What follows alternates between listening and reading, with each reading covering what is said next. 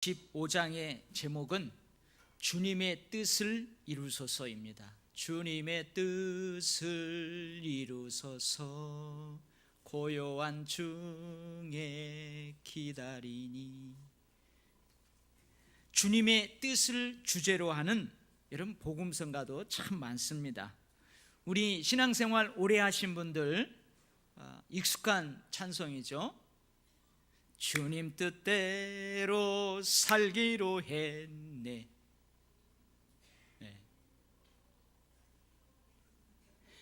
뒤돌아서지 않겠네. 여러분, 주님의 뜻, 우리 젊은이들은 좀 어려운 찬송이에요. 주님의 뜻이 아니면 내가 멈춰서리다. 나의 가고 서는 것 주님 뜻에 있으니 주님 뜻이 아니면 내가 멈춰서리다. 이 찬양인데요, 여러분, 그리스도인의 삶에서 이처럼 중요한 주님의 뜻, 하나님의 뜻, 그게 뭘까요?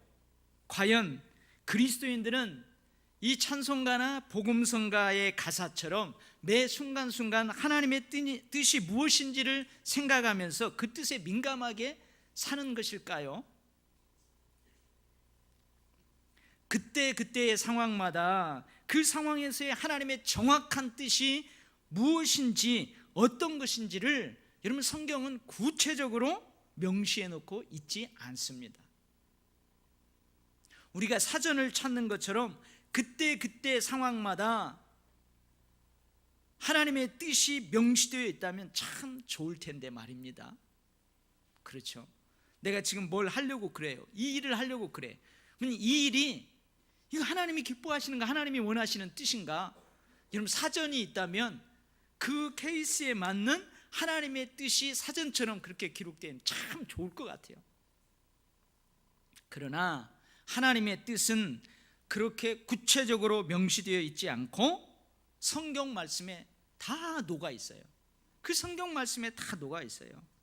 우리는 이 성경 말씀을 통해서 하나님께서 기뻐하는 것이 무엇인지, 하나님께서 원하시는 것이 무엇인지, 하나님께서 싫어하는 것이 무엇인지를 알 수 있습니다. 이 지식을 가지고 지금 내가 하나님의 뜻이라는 울타리 안에서 행하고 있는지 그렇지 못한지를 분별하게 됩니다. 한번 예를 들어볼까요? 전도서 12장 13절 말씀입니다. 일의 결국을 다 들었으니 하나님을 경외하고 그 명령을 지킬지어다. 이것이 사람의 본분이니라. 엄청난 부와 권력을 가졌어요. 그 솔로몬이 그러한 삶을 살았어요. 근데 이 전도서는 그 솔로몬이 인생의 허무함을 노래하는 내용이에요. 인생의 허무함을 다루고 있어요. 그리고 그 인생의 허무함을 다루면서 마지막 결론으로 하나님을 경외하고 그 명령을 지키는 것이 사람의 본분이다, 그렇게 결론을 내리고 있습니다. 이 말씀을 통해서 하나님께서 원하시는 사람은, 하나님께서 기뻐하시는 사람은 허무한 가운데에서도, 인생의 많은 질고 가운데에서도, 인생의 많은 기쁨 가운데에서도 하나님을 믿고 하나님을 경외하며 그의 말씀대로 살아가는 사람이라는 것을 알게 됩니다. 이렇게 사는 것이 바로 뭐예요? 하나님의 뜻이에요. 미가서 6장 8절 말씀입니다. 이 말씀은 하나님께서 우리에게 원하시는 것이 무엇인지를 기록하고 있어요. 사람아, 주께서 선한 것이 무엇임을 내게 보이셨나니 여호와께서 내게 구하시는 것은 오직 정의를 행하며 인자를 사랑하며 겸손하게 내 하나님과 함께 행하는 것이 아니냐. 하나님께서 원하시는 것이 뭔지를 기록하고 있어요. 반면에 잠언 6장 16절로 19절 말씀은 하나님께서 싫어하는 것이 무엇인지를 기록하고 있습니다. 여호와께서 미워하시는 것 곧 그의 마음에 싫어하시는 것이 7가지이니 곧 교만한 눈과 거짓된 혀와 무지한 자의 피를 흘리는 손과 악한 계교를 꾀하는 마음과 빨리 악으로 달려가는 발과 거짓을 말하는 망령된 증인과 및 형제 사이를 이간하는 자이니라. 우리는 이 두 말씀을 통해서 하나님께서 우리에게 원하시는 것, 하나님께서 우리가 하면 싫어하는 것이 무엇인지를 알 수 있어요. 하나님께서 싫어하는 것은 하지 말고 하나님께서 원하시는 것을 하면서 사는 것이 바로 뭐예요? 하나님의 뜻대로 사는 삶입니다. 에베소서 1장 말씀에서는 하나님께서 예정 가운데에 택하시고 부르셔서 하나님의 백성으로 인침받은 사람은 하나님의 영광과 찬송이 되게 함이다 라고 기록하고 있어요. 이 말씀을 통해서 우리 그리스도인들이 어떻게 살아야 하나님의 뜻대로 사는 것인지를 알 수 있습니다. 그런데요, 성경 말씀 중에서 이렇게 하는 것이 하나님의 뜻이다, 아주 직접적으로 구체적으로 기록한 말씀이 여러분 제가 찾아보니까 3군데 있어요. 3군데. 한 군데는 데살로니가 전서 4장 3절 말씀이에요. 하나님의 뜻은 이것이니 너희의 거룩함이라. 여러분, 우리가 세상 속에서 살지만 세상 사람들과 같이 얼버무려지지 않고 그리스도인답게 구별되게 사는 삶, 그것이 우리의 거룩함이고 그렇게 사는 것이 하나님의 뜻이라는 말이에요. 아주 명확하게 기록하고 있어요. 그 다음에 베드로전서 3장 17절 말씀입니다. 선을 행함으로 고난받는 것이 하나님의 뜻일진데, 이렇게 기록되어 있어요. 그러니까 선을 행하다가 우리가 선한 삶을 살다가 혹 고난을 받아도 여러분 그것이 하나님의 뜻이라는 거예요. 그리고 오늘 본문 말씀입니다. 오늘 본문 말씀 뭐예요? 같이 한번 암송해 봐요. 시작. 범사에 감사하라. 이것이 그리스도 예수 안에서 너희를 향한 하나님의 뜻이니라.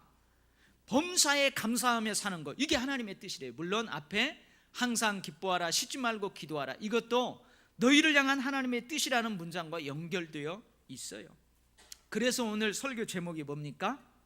감사는 하나님의 뜻, 이렇게 정하고 오늘은 감사하는 삶에 대해서 함께 은혜를 나누려고 합니다.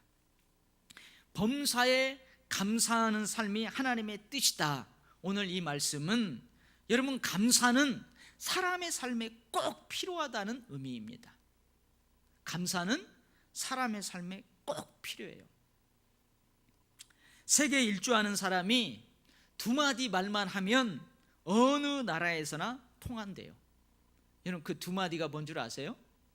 하나는 미안합니다, 그 말이래요. Sorry, I'm sorry. 그 다음에 하나는 뭐겠어요? Thank you, 감사합니다. 이 2마디 말만 하면은 거의 모든 문제가 해결된다는 거예요. 사람이 사용하는 26,000 단어 중에서 사람을 가장 기쁘게 하는 말은 감사합니다라는 말이래요. 감사합니다, 이렇게 하면 사람을 기쁘게 한대요. 하나님이 듣기 가장 좋은 인간의 언어 역시 하나님 감사합니다, 이 말이래요. 그래서 유대인의 격언 중에는 이런 말이 있습니다. 감사하는 말이 혀에 붙기까지는 아이에게 어떤 말도 가르치지 말라, 그런 말이 있어요. 사람을 가장 기쁘게 하는 말, 하나님이 듣기 가장 좋은 인간의 언어인 감사합니다, 이 말을 아이들에게 먼저 가르치라는 거예요.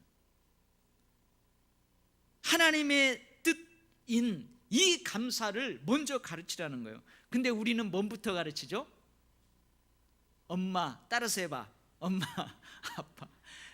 그래서 갓난아이가 아빠 하면은 와, 아빠라고 했다고 좋아해요. 어떤 아이들은 싫어, 싫어, 그런 말을 먼저 배우는 아이들도 있고요. 이리 줘, 이걸 먼저 배우는 아이들도 있어요. 근데 유대인들은요, 아이들에게 사람을 가장 기쁘게 하는 말, 하나님께서 듣기 가장 좋은 인간의 언어인 이 감사합니다를 먼저 가르친대요. 그런데 이런 감사가 사라져버리는 경우가 있어요. 어느 때일까요? 어느 때 이 감사가 그냥 공중에 흔적도 없이 사라지는 연기처럼 사라져 버릴까요? 감사한 일들이 있을 때 감사하는 것은 당연합니다. 여러분, 제가 건강하고 제가 계획하고 하나님 앞에 기도하는 대로 형통하고 우리 자녀들도 가정도 평안하고 사업장도 잘 되고 그러면은 여러분 감사하는 건 당연해요. 물론 그럴 때도 감사하지 않는 사람도 가끔 있답니다. 그러나 감사하는 일들이 있을 때 감사하는 건 당연해요. 감사가 사라지는 때는 감사할 수 없는 일들이 일어날 때예요. 내 건강이 좋지 않아요. 우리 가정에 여러 가지 어려움만 닥쳐요. 사업도 자꾸 어려워요.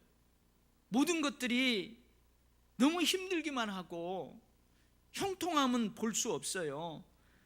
여러분, 그럴 때 감사가 공중에 흔적도 없이 사라지는 연기처럼 사라질 수 있어요. 그럴 때 사라질 수 있어요. 오늘 범사에라는 단어에는 어떤 처지에든지 모든 일에라는 의미를 담고 있습니다. 모든 상황에서 어떤 일에든지 하나님께 감사하는 삶이 하나님의 뜻입니다. 그런데 결코 감사할 수 없는 일들이 있거든요. 저에게도 있고 여러분들에게도 있어요. 그럴 때는 감사가 사라집니다. 제가 일부 예배 설교할 때도 이 말씀을 드렸는데요, 오늘 제 마음 한쪽 구석이 자꾸 안 좋아요. 왜냐하면 저 앞에 어마어마한 큰 화물차가 떡 막고 있어가지고 전화를 해도 안 받고 뭐 해도 안 받아요.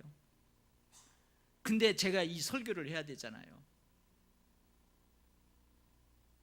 그래서 하나님 앞에 기도 많이 했습니다. 하나님, 불평하지 말고 저렇게 세우는 분명히 이유가 있을 텐데, 아마 밤 늦게, 제가 어제 늦게까지 있었거든요. 늦어감치 와서 저 대놓고 지금 자고 있을 거예요. 그래서 제가 이런 기도까지 해서, 하나님 제발 저 운전 기사님 꿈속에서 좀 깨워서 저 차를 이동하게 해주세요. 여러분, 결코 감사할 수 없는 일들이 내 앞에 일어나면 정말 감사하기 힘들어요. 감사는 사라지고 대신 뭐가 생겨요? 불평이 생겨요. 원망이 생깁니다. 우리는 오늘 추수감사주일로 지금 하나님 앞에 드립니다. 예전에는 다 농사를 지어서 우리가 생업으로 살았잖아요. 그래서 그 전통을 따라서 지금 여기 만난 것들이 많이 있어요. 근데 지금은 기계 제작도 하고 부품도 팔고 유치원도 하고 보험도 하고 부동산도 하고 식당도 하고 여러 가지를 생업의 터전으로 삼아서 1년 동안 하나님이 주신 그 생업에서의 거둔 열매를 가지고 오늘 하나님 앞에 감사하는 예배예요. 근데 우리는 이 추수감사절의 유래를 익히 잘 알고 있습니다. 1620년 영국에서 청교도들이 메이플라워를 타고 신대륙 미국, 지금 미국, 그 미국으로 건너왔어요. 이듬해 11월 추수를 마치고 3일 동안 축제를 연대에서부터 이 추수감사절이 유래되었습니다. 청교도들은 여러분 새로운 그 토양이잖아요. 새로운 기후잖아요. 농사를 지어도 잘 안 되는 거죠. 근데 인디언들이 농작법을 가르쳐 줬어요. 그래서 그 인디언들을 초청했습니다. 추수한 곡식, 과일, 야생 칠면조, 사슴을 잡아가지고 축제를 열어요. 이 유래를 따라 한 해의 수확을 끝내고 지금까지 베풀어 두신 그 하나님의 은혜에 감사드리면서 함께 축제를 갖는 절기가 바로 추수감사절입니다. 우리 한국교회는 1904년에 처음으로 이제 추수감사절을 지켰어요.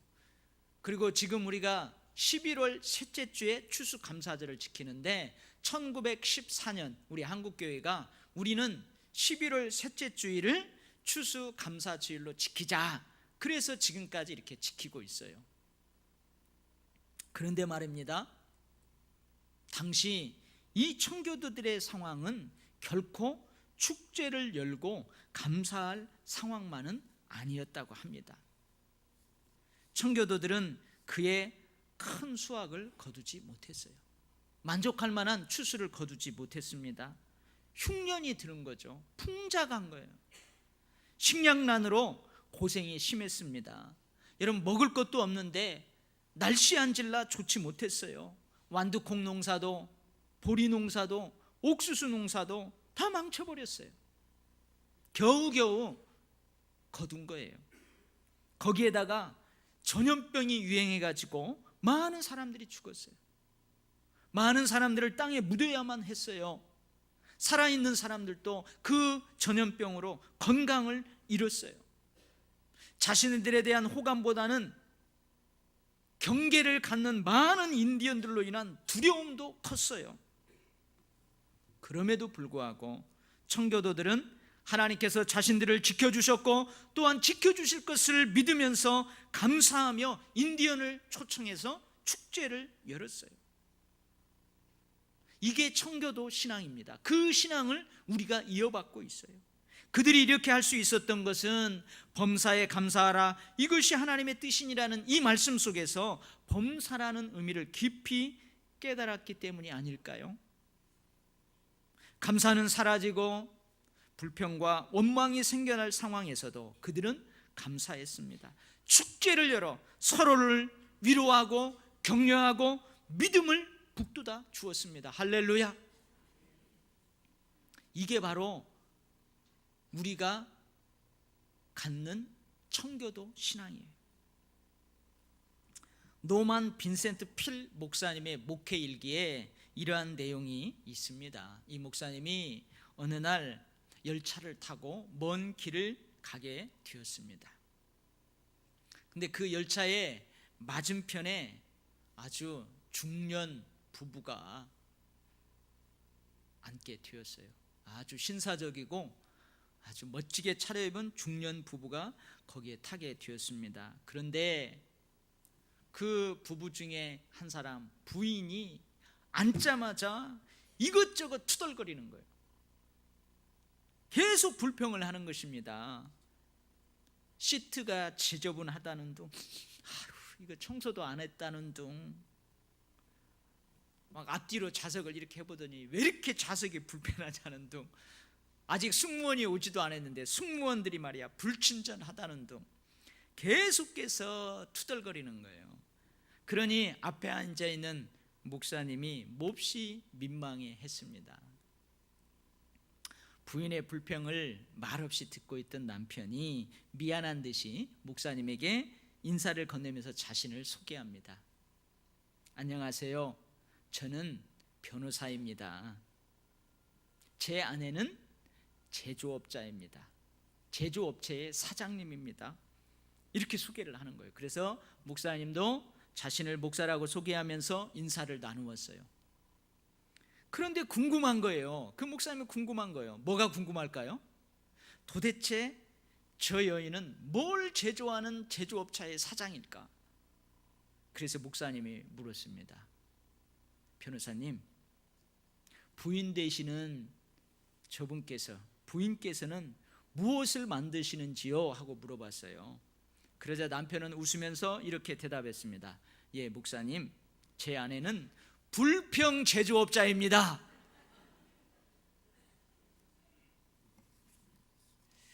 사랑하는 우리 토요일교회 성도 여러분, 하나님의 뜻대로 살아가야만 하는 우리들은 모두 감사 제조업자가 될 수 있기를 바랍니다.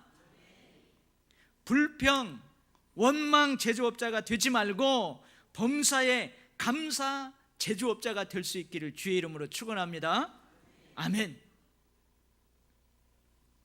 하나님께서는요, 범사에 감사하는 자에게 복을 주십니다. 왜 복을 주세요? 하나님의 뜻대로 살아가는 사람이기 때문에 그래요. 하나님의 뜻대로 하나님이 기뻐하는 그 삶을 살아가는데 하나님이 그 사람에게 복을 주지 않겠습니까? 하나님께서는 감사가 사라져버릴 수 있는 상황 속에서도 감사할 때 그 상황을 진짜 감사할 수 있는 상황으로 바꾸어 주십니다.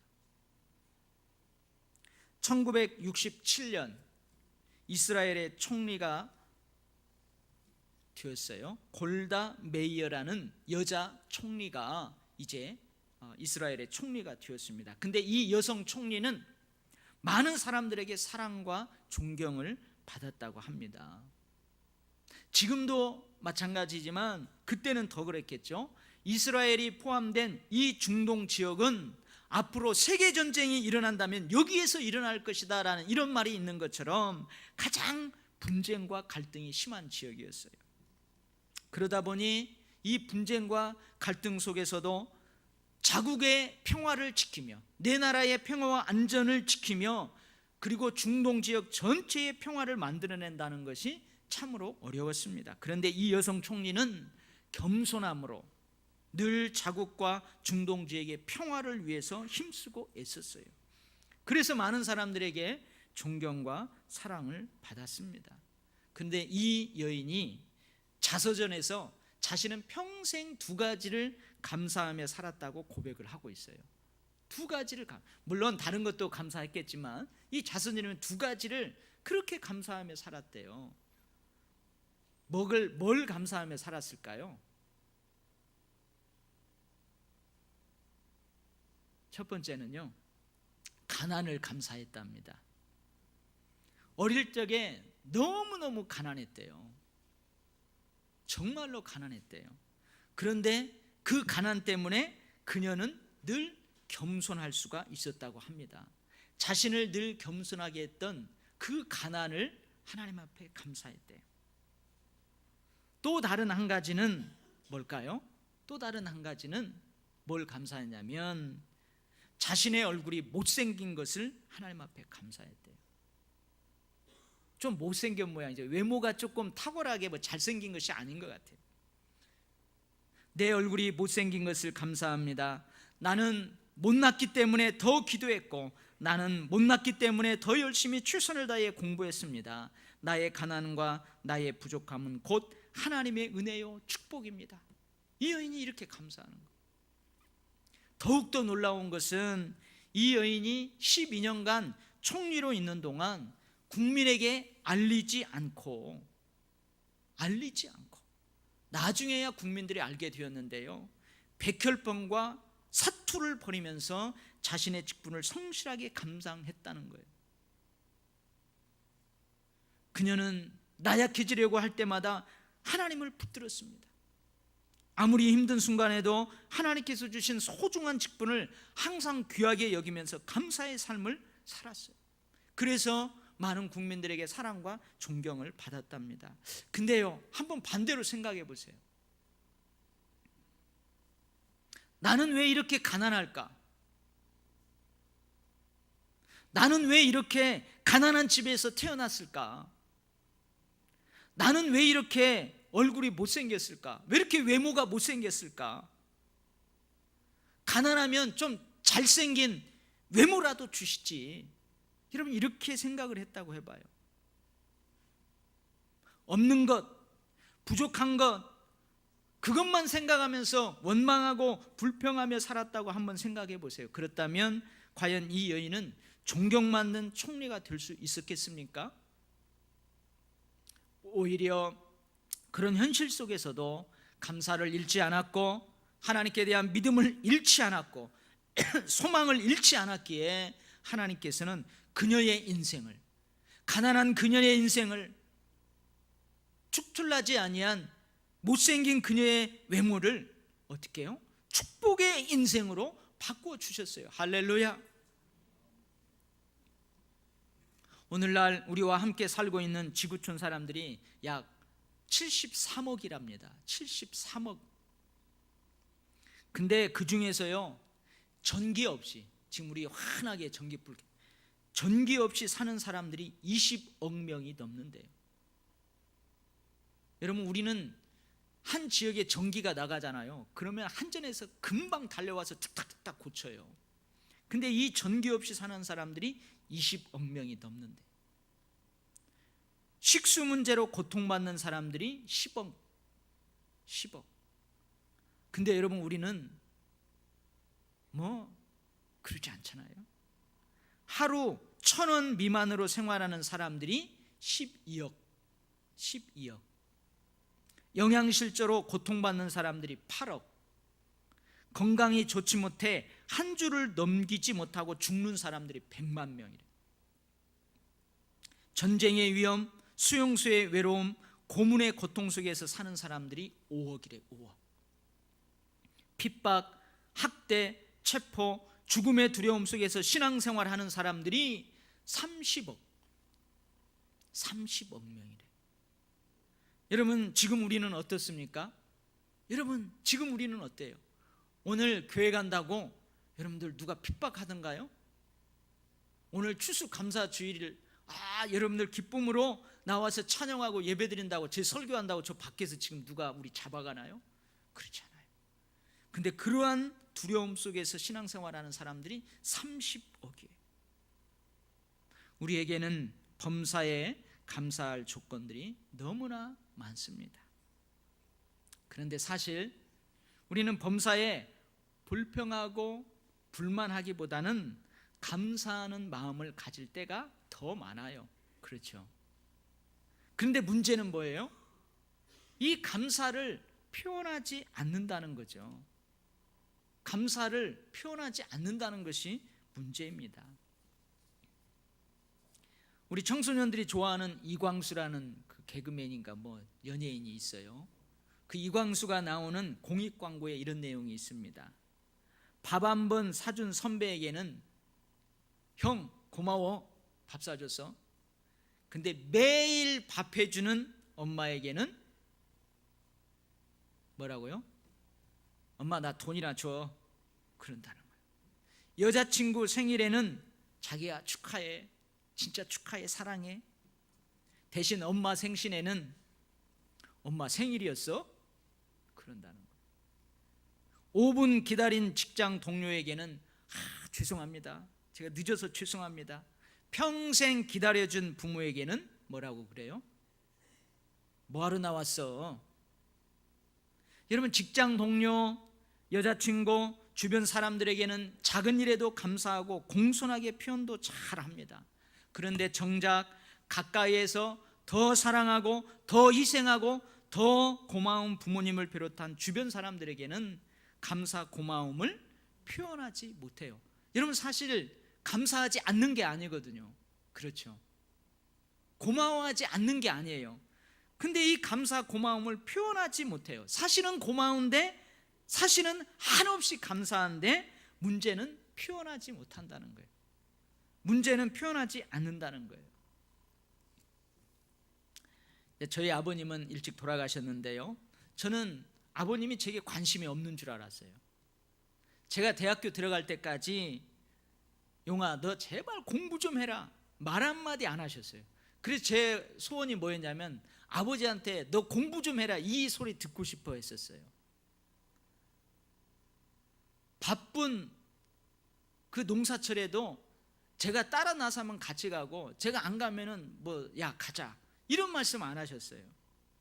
근데 내가 군에 가가지고 처음 아버지가 나에게 지대한 관심이 있다는 것을 알았어요. 제가 훈련소에 있을 때 편지를 보냈어요. 훈련소에서 편지 보내라고 하잖아요. 편지를 써서 보냈어요. 근데 답장이 왔습니다. 근데 제 동생들도 있거든요. 누가 답장을 보냈냐면 저희 아버님이 저에게 답장을 보내왔어요. 사랑하는 아들 받아 보거라. 근데 옛날 분이라서 맞춤법도 많이 틀려요. 네 동생들과 네 애미는 잘 있으니 걱정하지 말거라 하면서 그 편지를 보내왔어요. 딱 한 장이에요. 제가 그 편지를 받고 얼마나 울었는지 몰라요. 기뻐가지고 얼마나 울었는지 몰라요. 아버지가 나에게 관심을 갖고 계시구나. 그래서 제가 후반기를 교육을 마치고 아버지가 면회를 오셨어요. 어머니하고 엄청나게 싸가지고 오셨어요. 근데 제가 늦동이거든요. 그리고 장남이자 장손이거든요. 옛날 분들은 여러분 그 아이를 키워갖고 아들이 군대 가면 휴가 때 가가지고 탁 소주 한 잔 따라주면서 아들하고 탁 받아라, 그런 마음이 옛날 분들에게는 있어요. 아버님이 그 면회 올 때까지 이제 기차 안에서 소주 반절은 드셨어요.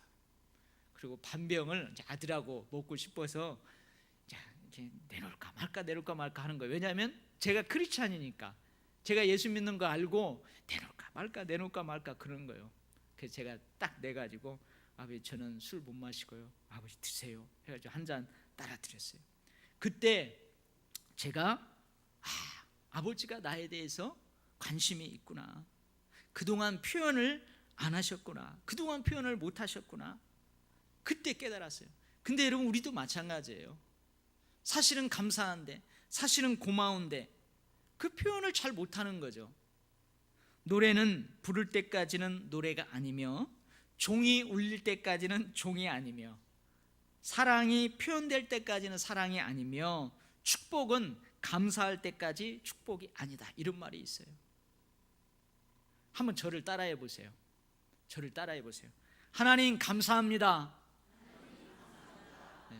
여러분 평상시에 이렇게 잘 못하잖아요. 오늘 한번 표현 한번 해봐요. 어머니 아버지 감사합니다. 권사님 울지 말고 아들아 딸아 고맙다. 갈수록 이렇게 줄어들어요. 표현을 해봐요. 아들아 딸아 고맙다. 옆 사람에게 이렇게 한번 인사해요. 오늘 제 옆에 앉아줘서 고맙습니다. 오늘 제 옆에 앉아줘서 감사합니다. 여러분 고맙습니다. 오늘도 다른 곳에 있지 않고 다 나와서 하나님 앞에 예배드리며 제 설교에 은혜 받아 주어서 감사합니다. 이제 제가 이 감사하고 관련된 시가 있어서 시 낭송을 하고 설교를 마치도록 하겠습니다.